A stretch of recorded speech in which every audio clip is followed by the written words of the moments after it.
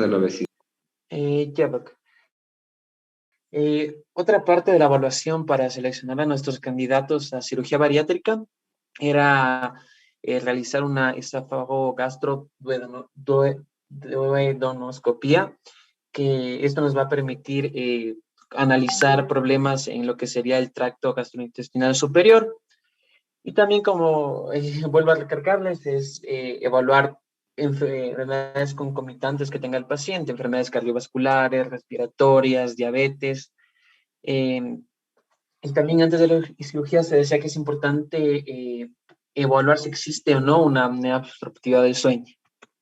Y bueno, en sí los tratamientos quirúrgicos para obesidad que vamos a ver el día de hoy son estos 5, que déjenme ver el punterito. La parte donde dice A va a ser el bypass gástrico Roux en Y, que podemos ver en la A. La B sería la manga gástrica. Lo que vemos en la parte C es una banda gástrica vertical. Lo que vemos en la parte de la D, que vemos que de la banda más o menos sale a nivel del abdomen, tenemos lo que era una banda gástrica ajustable, y lo que teníamos en la parte de la E era una diversión biliopancreática. Entonces, el primero, como les dije, que vamos a ver va a ser lo que sería el bypass gástrico. Y bueno, para comprender qué es el bypass gástrico, esto consiste, como vemos en la imagen en la derecha, en como que cortar y seccionar mediante clips lo que sería el abdomen y formar lo que sería una bolsa gástrica en lo que sería el paciente. Con esto formamos lo que sería esta gastric pouch o vulva gástrica, y luego esta unirla directamente al yeyuno y redireccionar todo lo que serían las enzimas digestivas para que no entren con ninguno de los alimentos hasta que se ya lleguen a esta unión hasta la parte del yeyuno, por así decirlo. También es importante que cuando se realiza lo que sería el bypass gástrico, se dice que van a haber tanto limitaciones restrictivas en el espacio del estómago como cambios hormonales. Y estos cambios, tanto en espacio, que serían los restrictivos y hormonales, van a hacer que van a aumentar lo que sería la absorción de ciertos nutrientes, y también van a limitar lo que sería la ingesta de comida. Y era una parte importante que dijimos anteriormente, que para evaluar un candidato de cirugía bariátrica va a ser la parte de evaluar la parte psicológica del paciente, ya que según lo que leí, en el bypass gástrico, uno de los componentes que se llegan a absorber más va a ser lo que es el alcohol. Entonces muchos pacientes con bypass gástrico abusan de lo que es el alcohol, y esto lo que los lleva a largo plazo, luego de lo que desarrollan, diríamos, un alcoholismo, les lleva a los problemas psicológicos que desencadenan muchas veces en lo que serían los intentos de suicidio.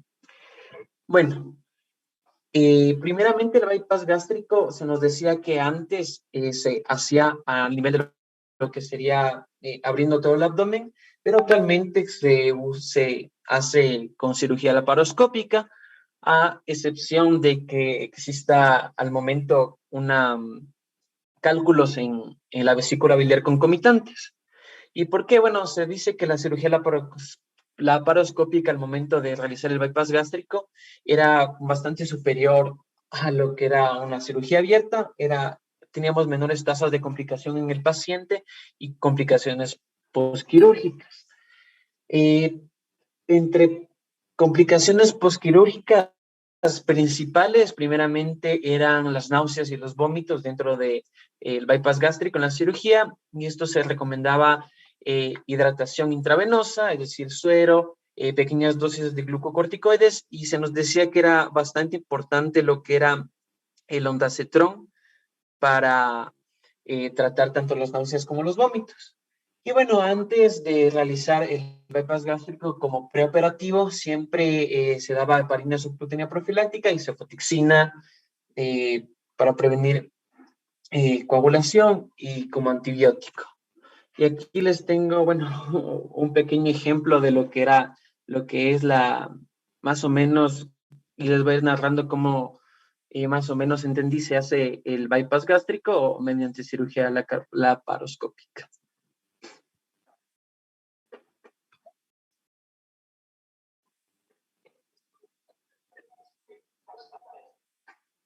Eh, bueno, como les dije, lo primero que se hacía era, lo que se trataba de reformar esta bolsa gástrica que iba a tener conexión directamente con lo que era el yeyuno. Y bueno, esto lo harán más los cirujanos, pero para la cirugía laparoscópica se usan todos estos puntos y un trocar, según lo que entendí.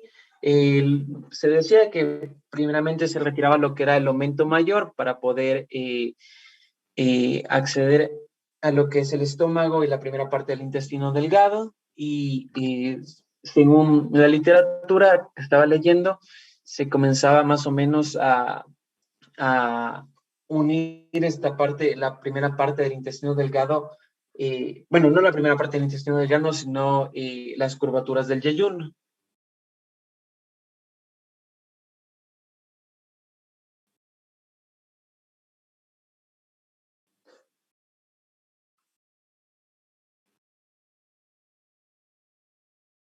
Y este yeyuno, bueno, la unión que vamos a hacer a ese nivel se narra, bueno, en la parte del libro se narra que vamos a hacer con lo que sería hilo que se degrade a nivel gástrico y no hilo que persista, ya que si había muchas más complicaciones quirúrgicas, bueno, posquirúrgicas, si esto se hacía con un hilo que no se degrade dentro de lo que sería la cavidad abdominal.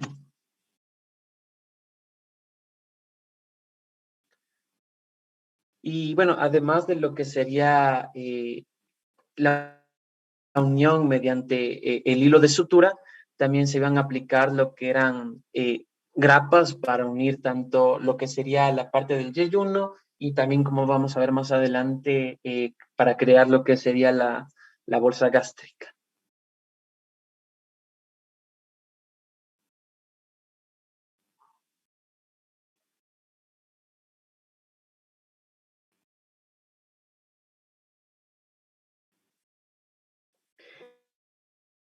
Y también lo que se narraba es que entre esas partes del yeyuno que se estaban uniendo, tenía que crear, como ven, había una especie de anastomosis que lo está haciendo ahorita el cirujano.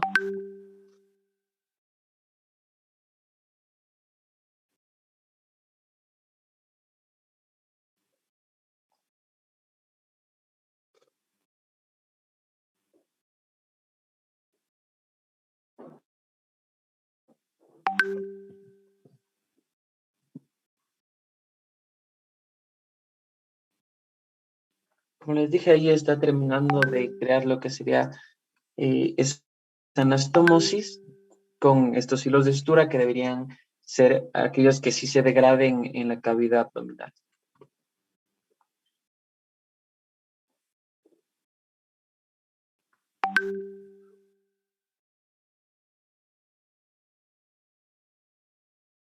Y bueno, eso luego se trata de acercar lo que sería a la curvatura más o menos mayor de lo que sería el estómago. Eh, Ahí nos decía que debíamos identificar lo que sería la arteria gástrica izquierda para saber en qué parte se va a ubicar de lo que sería el estómago y cómo se va a crear todo lo que sería la bolsa gástrica.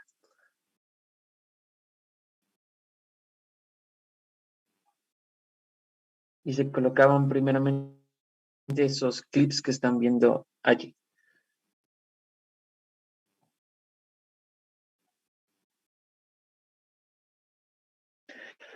Y también se narraba que estos y ultrasónicos se iba cortando lo que sería la parte del estómago donde vamos a formar la bolsa gástrica. Bisturí armónico, no armónico.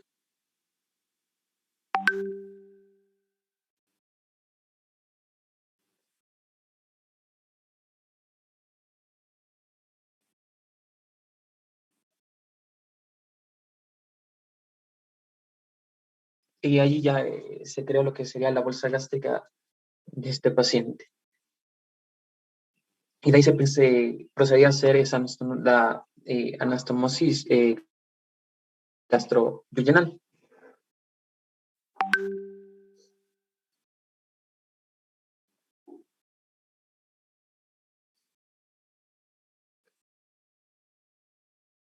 Se dan cuenta, entre tanta anastomosis, el riesgo mayor de estas cirugías es la formación de fístulas. Y estas fístulas que se forman pueden ser súper riesgosas y comprometer la vida inclusive. Terminar en reoperaciones, tras reoperaciones y una cirugía fallida. Entonces, con el tiempo y la experiencia, pues los cirujanos tienen ahora, ahí está haciendo hueco ya en el pouch, para poder hacer este tipo de cirugías con menos riesgo, menos complicaciones.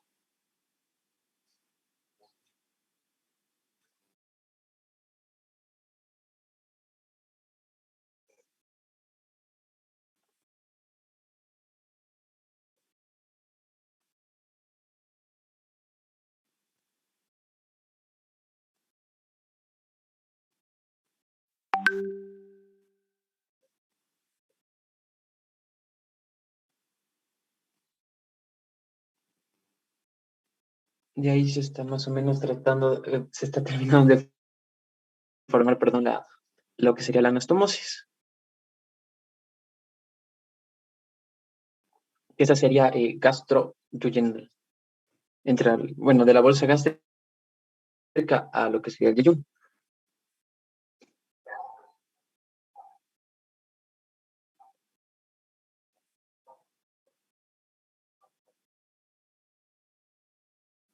Y una parte importante de lo que vamos a ver a continuación es comprobar en sí lo que es la permeabilidad de la anastomosis y que no haya fugas. Entonces, se decía que se podía hacer dos cosas, o pasar lo que sería aire, o también narraba que se podía pasar azul de metileno, me parece, para comprobar que no haya, que sea permeable y que no haya ninguna fuga al momento de que se termine lo que sería la intervención, que ya vamos a ver aquí más adelante.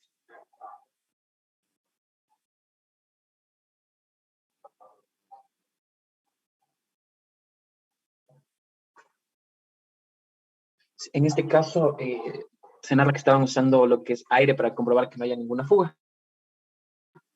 Ya, ahora prosigamos con la exposición. Ya, bueno, antes de pasar a la gastrectomía vertical, quería decirles que, bueno, de los riesgos más importantes que pueden haber en esta intervención, obviamente va a ser el sangrado o posibles hemorragias. También, si nos narra que sí, al momento de hacer la anastomosis gastroduodenal, existe mucha tensión o está muy alejado de lo que sería la unión entre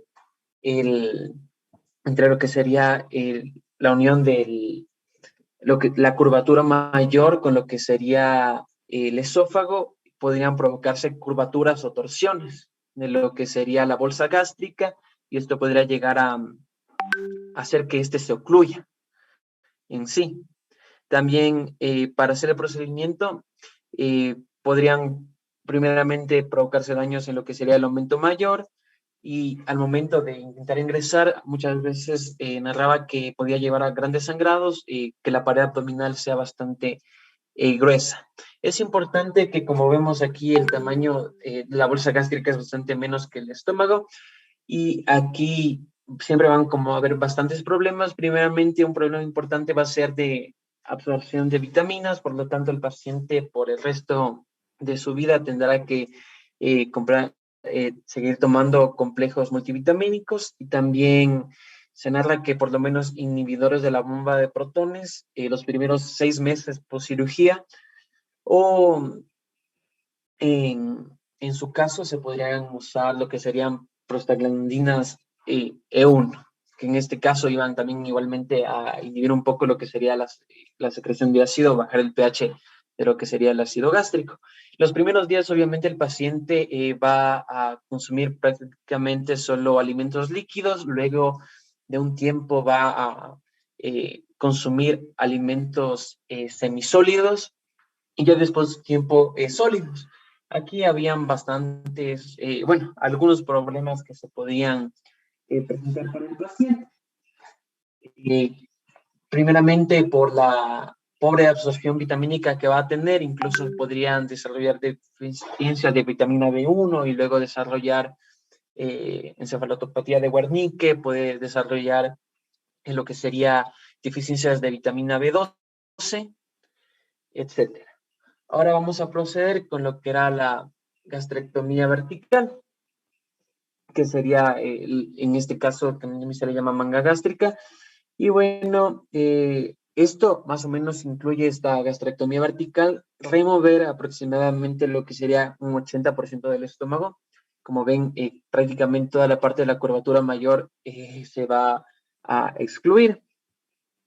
Y lo que se va a quedar aquí, como pueden ver en esta partecita, va a quedar en una forma tubular y este más o menos debía tener un diámetro de 28 a 32 French, que eso es alrededor de 9,3 a 10,7 milímetros de diámetro en cuestión. Igualmente, una de las complicaciones de esta gastrectomía vertical van a ser fugas, por eso siempre se comprueba o con azul de metileno o con aire, una manga muy apretada podía provocar estenosis de todo lo que era el tracto digestivo, como siempre va a ser el sangrado, tanto eh, a nivel intraabdominal como, mejor dicho, dentro de lo que sería el tubo digestivo como eh, fuera del tubo digestivo. Aquí vamos a ver también cómo más o menos se realizaba lo que era la manga gástrica y les voy a tratar de narrar.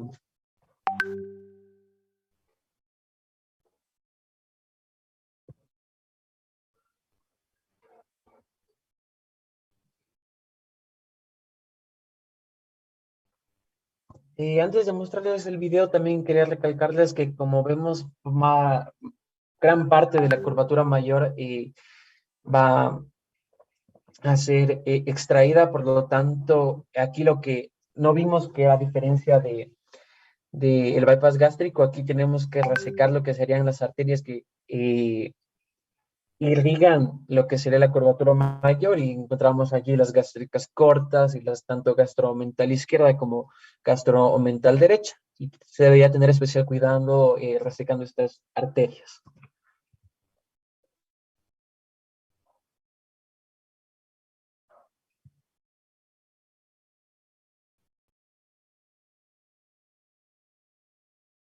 Igualmente, este se hacía mediante cirugía laparoscópica.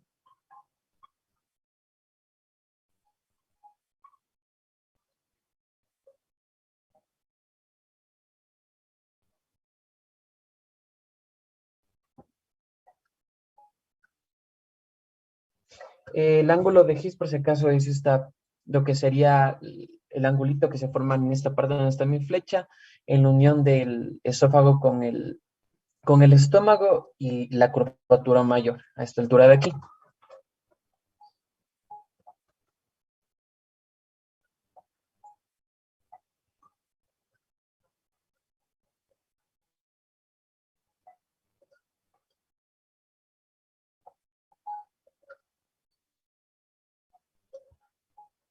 Aquí igualmente, nos narra que, bueno, les dije, hay que primeramente tratar de resecar todas esas arterias gastromental izquierda, derecha y arterias gástricas cortas, que son las que más irrigan la curvatura mayor, y se iba a ubicar, ya vamos a ver una guía más o menos de 32 a 40 French para hacer todo lo que sería el corte de, de gran parte del estómago, más o menos como les dije, el 80%, y nos decía que esto igualmente se hacía como antes con con esta bisturí ultrasónico que le decía el libro.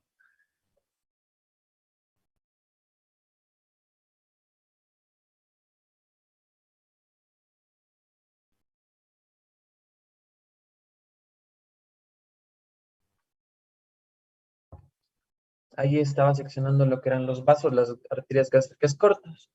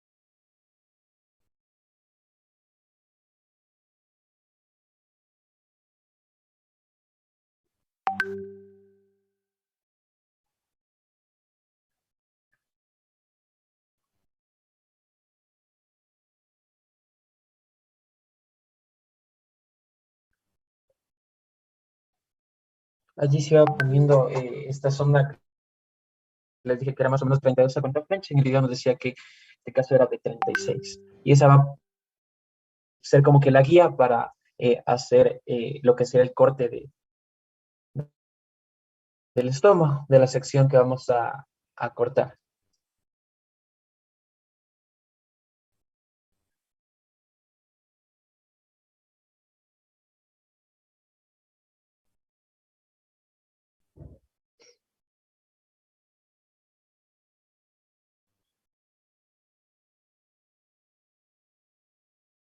Eh, Yéndome adelantándome, igualmente nos narra que luego de realizar el corte, se va a coser, por así decirlo, se va a suturar a la parte que cortamos. Como vemos, esos serían los clips que se ponen. Luego de hacer el corte, se sutura al lado del corte lo que es el aumento mayor y se pueden o no colocar allí drenajes. Nos narraba que eso era preferencia del cirujano que realizaba la manga gástrica.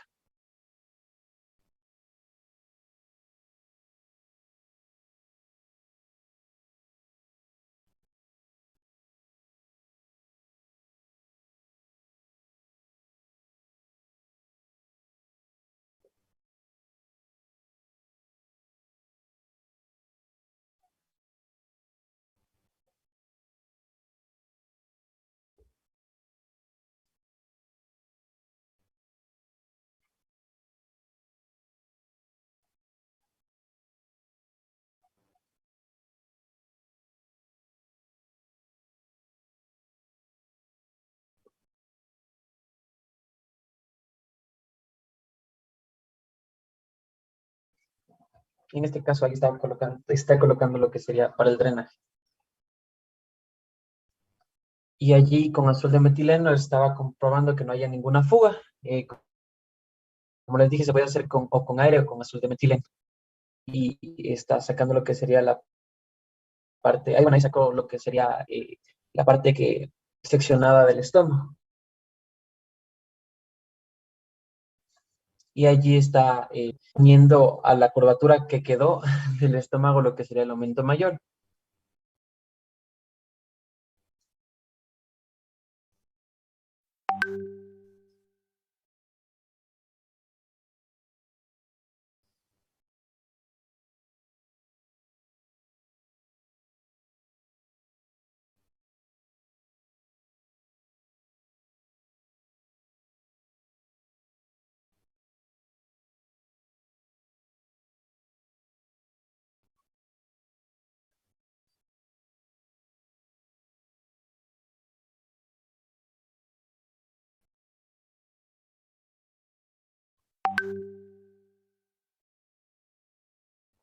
Ya.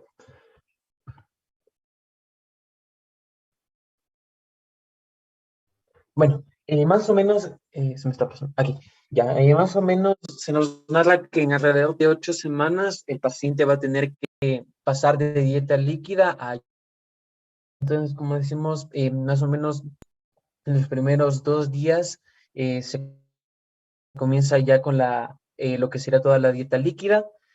se va a dar inhibidores de la bomba de protones durante 6 meses después de la operación y también multivitamínicos ya de por vida. Como narramos igualmente en lo que sería el bypass gástrico, estos pacientes no son capaces de absorber nutrientes de manera correcta, entonces las multivitaminas esencialmente se dan para prevenir lo que sería encefalopatía de Wernicke por deficiencia de tiamina, de vitamina B1.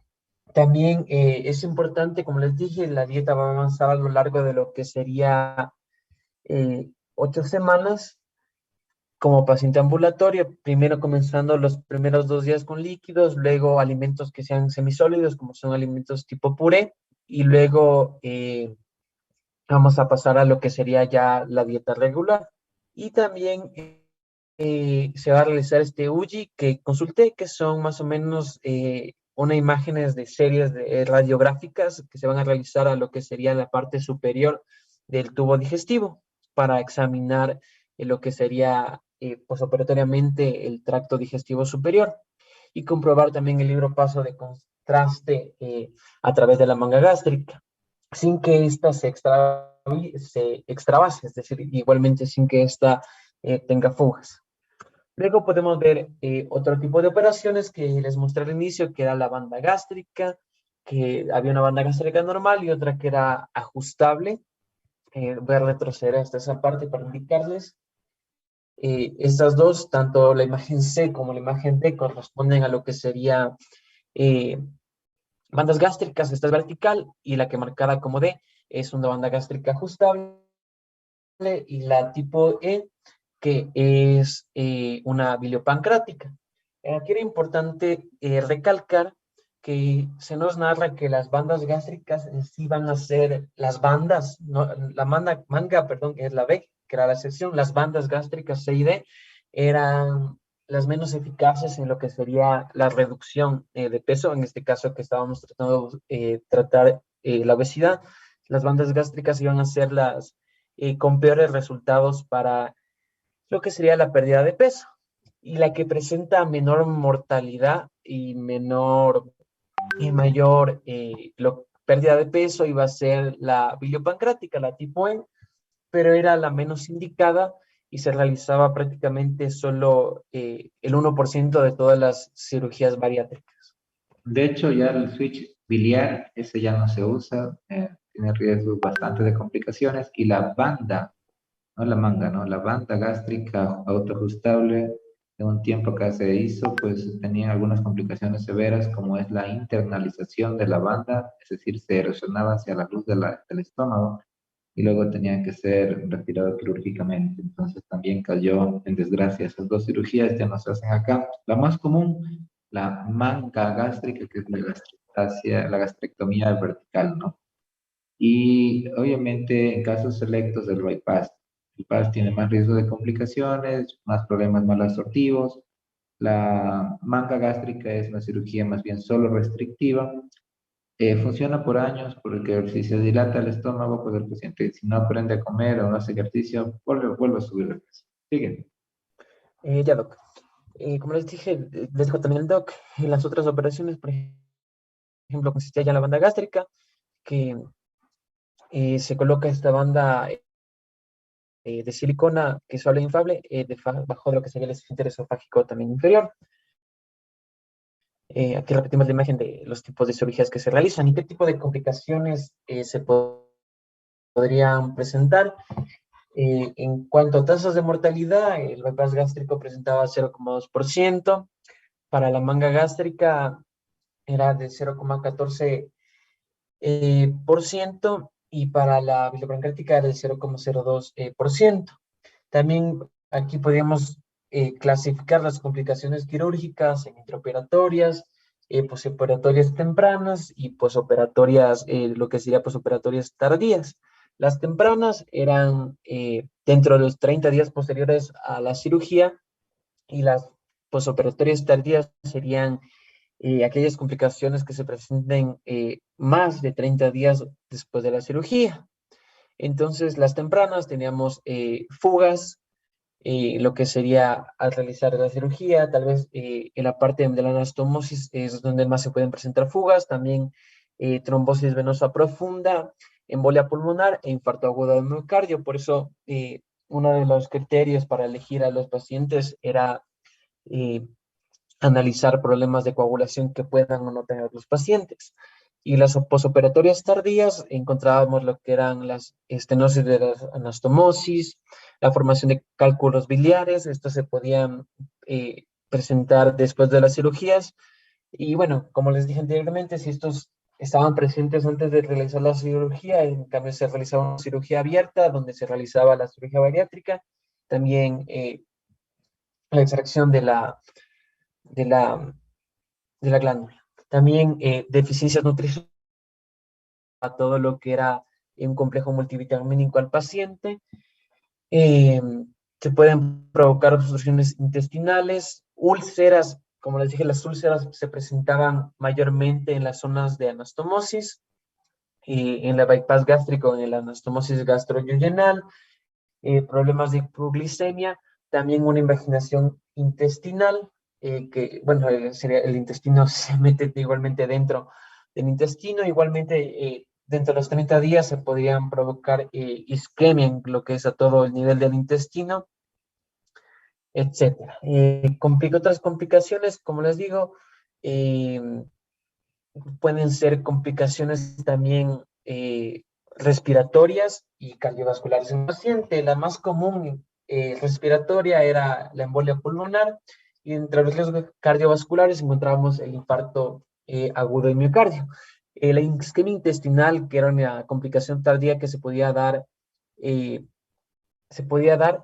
se daba en el bypass gástrico, eh, y este era el resultado que en esta extremidad de Rokes, que se utilizaba en el bypass gástrico que vimos, como se podía llegar a torcer y producir una hernia interna.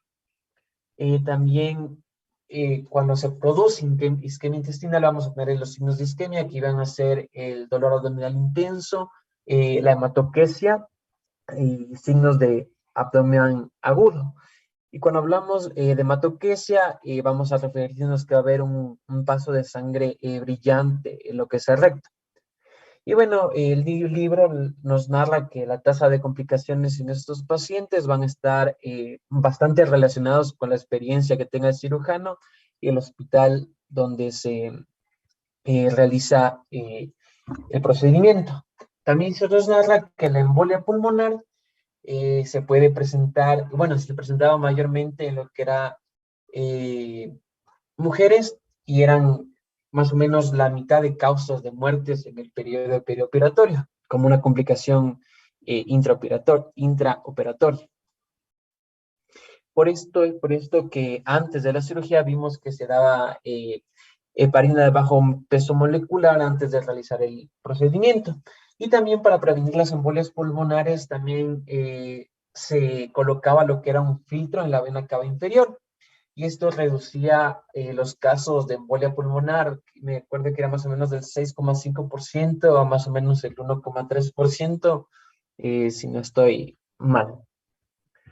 Las complicaciones pulmonares también son más presentes en lo que serían pacientes masculinos, mayores de 50 años o con enfermedad pulmonar crónica. Por esto se decía que la edad también puede ser o no lo que sería un factor descartante o no para lo que sería las cirugías bariátricas. Los pacientes también como complicación postoperatoria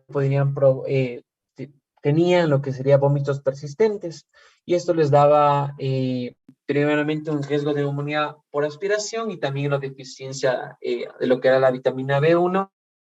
Bien, eh, va a haber incluso una poca absorción del complejo multivitamínico si por estos vómitos persistentes, y por esto se daba también gran parte de lo que era la onda Cetrón. También era importante que se podía postoperatorio se podrían formar lo que eran cálculos en la vesícula, la colelitiasis, que se puede presentar más o menos hasta un 38% de los pacientes después de lo que sería el bypass gástrico. Y para esto, profiláctico, para lo que no se desarrolle la colelitiasis, se daba lo que era el ursodiol, que era una dosis diaria de 600 miligramos durante los primeros 6 meses después de la cirugía. Otras complicaciones quirúrgicas iban a involucrar lo que serían obstrucciones intestinales, igualmente más o menos en las zonas de anastomosis, y también se podrían provocar obstrucciones intestinales cuando existen invaginaciones del intestino delgado sobre sí mismo. Muchos de estas se narra que no pueden ser tratados lo que sería mediante terapia no invasiva, y muchas veces obstrucciones intestinales se tenían que resolver mediante intervenciones quirúrgicas.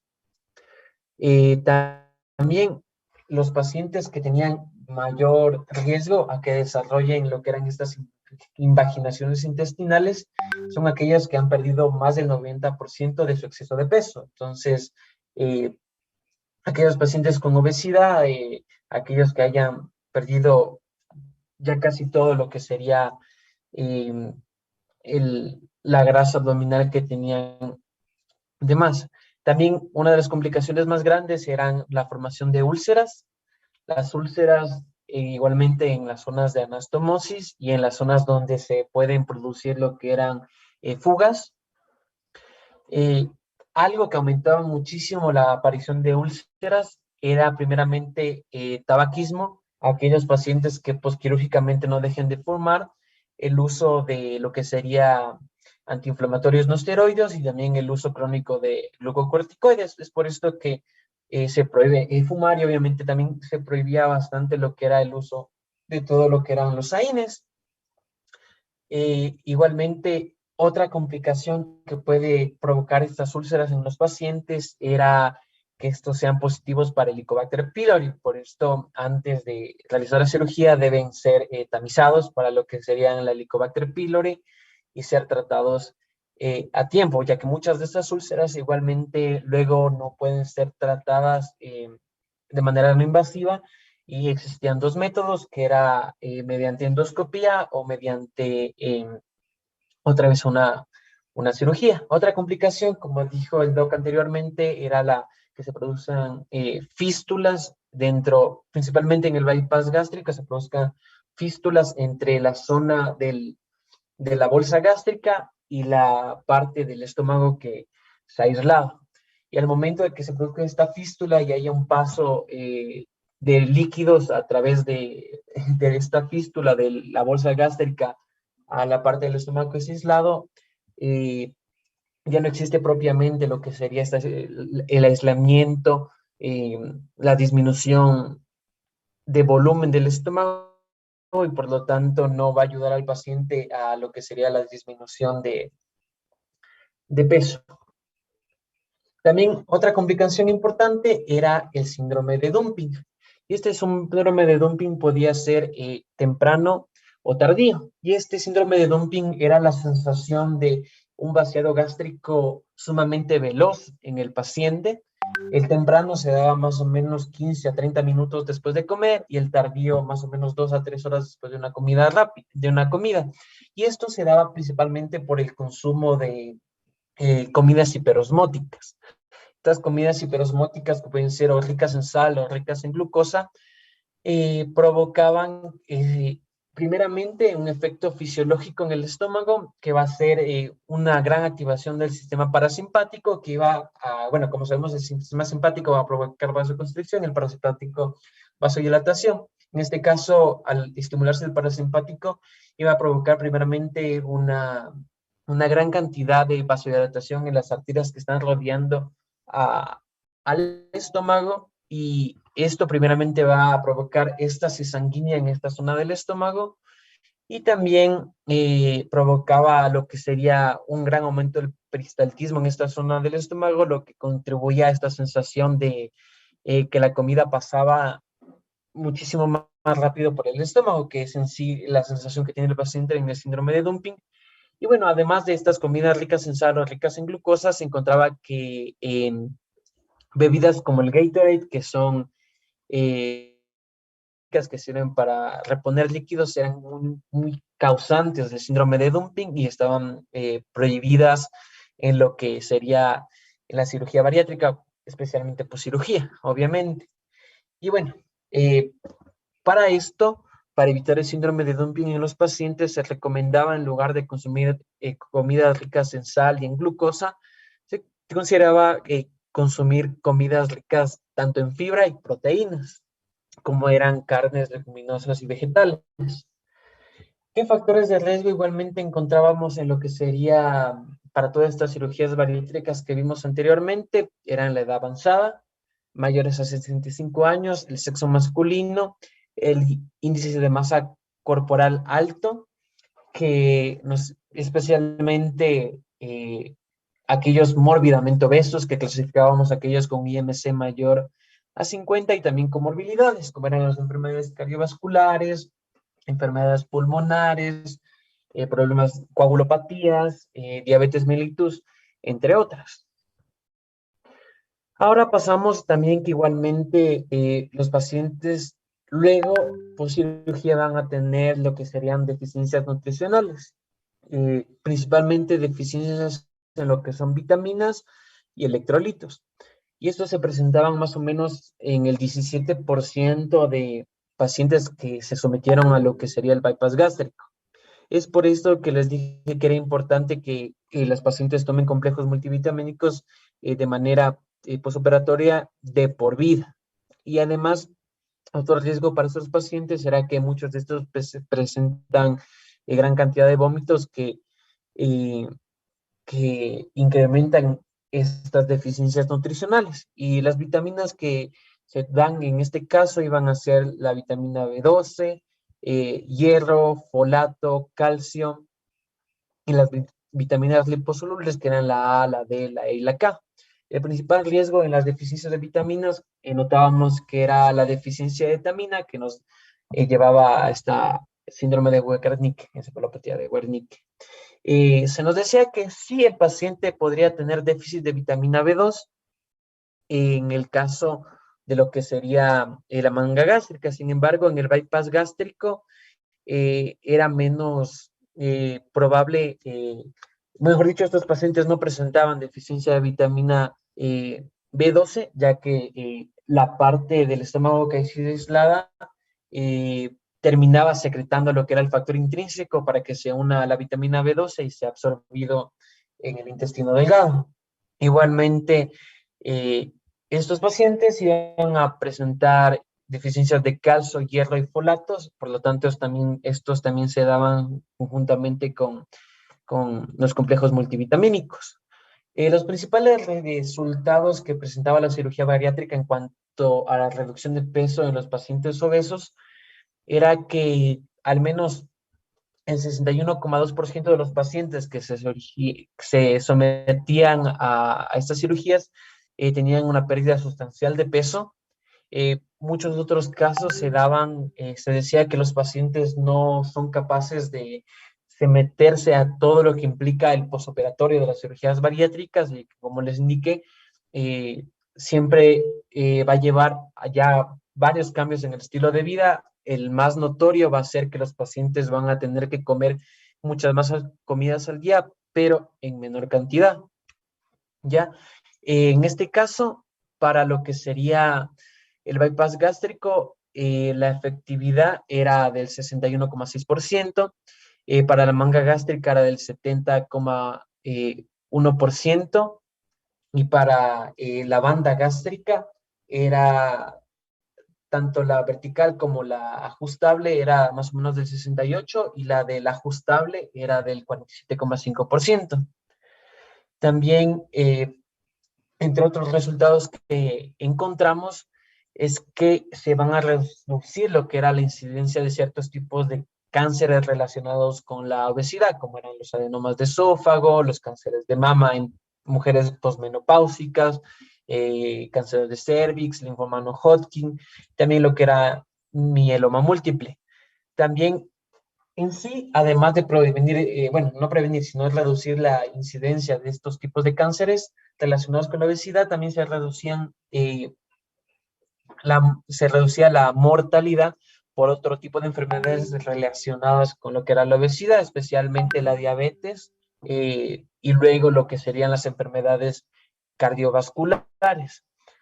También se disminuía aquellas enfermedades en las arterias coronarias y aquí, como les dije anteriormente, especialmente en aquellas pacientes con bypass gástrico, había una mayor incidencia en accidentes de tránsito y suicidios. Y lo explicaba de tal manera que aquellos pacientes con bypass gástrico se producía un fenómeno de mayor absorción de lo que era alcohol. Por lo tanto, con menor bebida, aquellos pacientes que se sometieron a bypass gástrico absorbían mayor cantidad de alcohol y esto los llevaba a un estado de, primeramente, de ebriedad mucho más temprano y que esto provocaba una gran cantidad de accidentes de tránsito y además al momento de absorber con mayor facilidad el alcohol,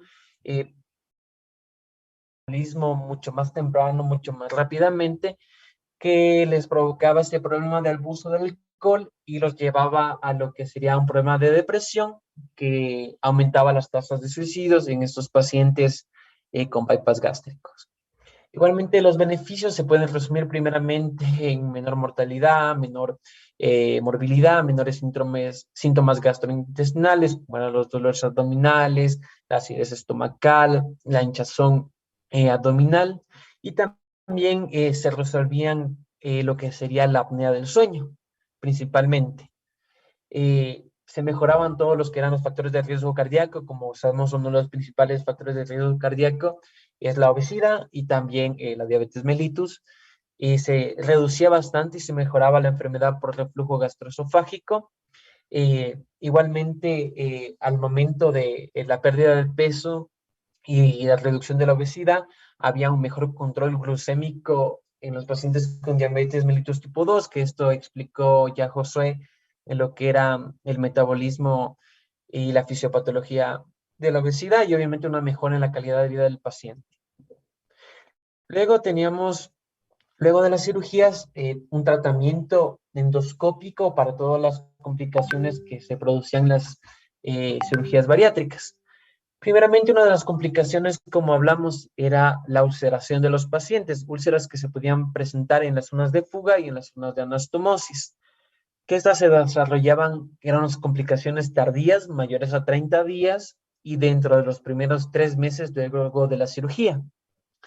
Bueno, entre los síntomas que presentaban los pacientes con las ulceraciones era el dolor epigástrico, náuseas, vómitos, intolerancia a la mayoría de alimentos, la hemorragia manifiesta, que era la hematoquesia, y bueno, alrededor del 61% de los pacientes eran asintomáticos y solo el 39% presentaban los síntomas que yo les narro a continuación.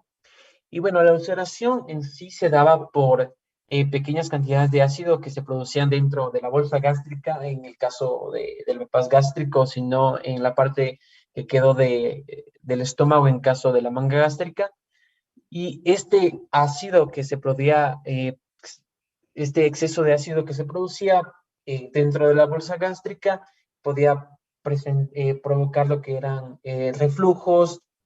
Igualmente, las úlceras se podían producir por infección por Helicobacter pylori no diagnosticada, no tamizada. Igualmente, el abuso del cigarrillo, tabaquismo que no se resolvió, problemas de alcohol que no se resolvieron y como vimos, aumentan luego de la cirugía. También el abuso de AINES, como eran el ibuprofeno. Igualmente, al momento que pueden provocar ulceraciones es dejar cuerpos extraños como las suturas que no se degradan. Por eso era importante que se usen suturas que se degraden dentro de la cavidad abdominal o también igualmente grapas no absorbibles. Como dimos cuenta, se usaban bastante las grapas, especialmente que era la manga gástrica y también la tensión en la extremidad de Raux, que esta tensión, además de poder producir úlceras, también podía provocar torsión de lo que era la bolsa gástrica y por lo tanto obstrucción de la bolsa gástrica. Perdón, Doc, dijo algo. No, creo que la doctora Cintia en su otra pantalla. Yo lo que quería mencionarles es que este asunto de las úlceras son más complicadas en el bypass y cuando esto sucede en el estómago excluido, complica el abordaje endoscópico para hacer tratamientos. Hace poco tuve que asistir en un procedimiento de estos, en un bypass, en donde le hicieron una ostomía al estómago para poder entrar vía laparoscópica al endoscopio y observar si había sangrado o no en esa área. Entonces, esto obviamente de cierta complejidad que hace que los manejos endoscópicos usuales sean mucho más complejos. Entonces, debe quedar claro para ustedes que estos pacientes no deben tener Helicobacter pylori, que es una de las causas que provoca úlcera, y dos, los antiinflamatorios. Hay que tener mucho cuidado con ellos, ya que esta sería la segunda, ¿no? Después, todos los hábitos nocivos, alcohol, tabaco y otras, pues, está por demás que si quieres bajar de peso no deberías andar en eso, ¿no? Sigue, por favor. Ah, ¿cuánto tiempo te falta para terminar esta expo tuya? Ya casi, creo que unos 10 a 15 minutos. Porque les quiero decir una cosa, porque mañana tengo que presentar un tema en una conferencia virtual. Entonces yo les voy a pedir más bien quedarnos ahora porque yo estoy todavía en el hospital, ni siquiera llego a la casa. Entonces yo necesito terminar de revisar la expo para mañana y más bien cualquiera de estos días les presento a ustedes también esta expo porque es muy buena sobre microbioma y continuaríamos la siguiente clase. ¿Ya? Ya, Doc. Exacto, hasta ahí donde hemos quedado sobre las alteraciones y luego que me parece que tu compañera continuaría. Para poder así de esa manera tener tiempo para llegar a la casa, de revisar la expo y mañana estar listo. ¿Ya? Me dijo Cintia sobre este asunto de las guardias. Sí, si desean hacerlo, pues yo creo que sería muy interesante que lo hagan con Cintia, porque ella los conoce o los va a conocer poco a poco a todos. Y como trabaja directamente conmigo, pues va a tener mucho más atención con ustedes. Es una buena residente y está en su fase final de posgrado, entonces conoce mucho, sabe mucho de la especialidad y les va a tener más atención que van a ir todos los días. Entonces, vengan a las guardias de ella, puede ser las tardes para que no se queden hasta tan de noche y así entonces aprovechan todo lo que es hospitalización y las cosas que se hacen acá. Si quisieran quedarse toda la noche, bueno, pueden hacerlo. A lo mejor es una experiencia que si no la tienen, pues deben vivirla para que sepan, pero créanme que van a tener muchos años de estar casi, hasta ahora, miren, hasta ahora estoy en el hospital y ya me voy a jubilar. Entonces van a tener muchos años en donde van a estar en el hospital atendiendo y algunas veces van a decir, ya no quiero hacer más guardia. Pero si quieren aprender y estar ahí, pues vengan, no tengo ningún inconveniente, ¿ya? Doc, ¿eso para grupos de rotación o los que quieran? Mm, a ver, sobre esto debería ser el grupo que está rotando para que no se me confunda la cosa, ¿sí? Y sepamos que vienen en la mañana y otros pueden venir en la tarde. Pero solo en las guardias de la doctora Borja. Ah, ya, Doc. Entonces, Y eso es para cada sexto conversar con día. ella. Eso es cada sexto día. Sí, eso es cada sexto día. Entonces ahí tiene un espacio de... Cuando sea sábado y domingo, que también deberían venir, vengan solo en la mañana. Ya, Doc. ¿Ya? Ya, Doc. Muchas gracias. Entonces, miren si están interesados y yo les doy el aval. Ya les dijo Cintia sobre esto de las hojas de asistencia. Cada cual debe tener su hoja de asistencia. Se me olvidé de comentarles. Esto es un registro diario de que vienen y que al final, y qué hacen en ese día. Entonces, en una hoja luego lo anillan y eso me sirve para su nota, que recuerden es parte de esto de la práctica, ¿ya? Ya, Doc. Muchas Doc, gracias. Ya una vamos a ir tomando las pregunta. asistencias. ¿La hoja es por día Bueno, o por mes? es una hoja en donde ustedes pueden tener varios días, ¿sí? Pueden hacerlo de varios días.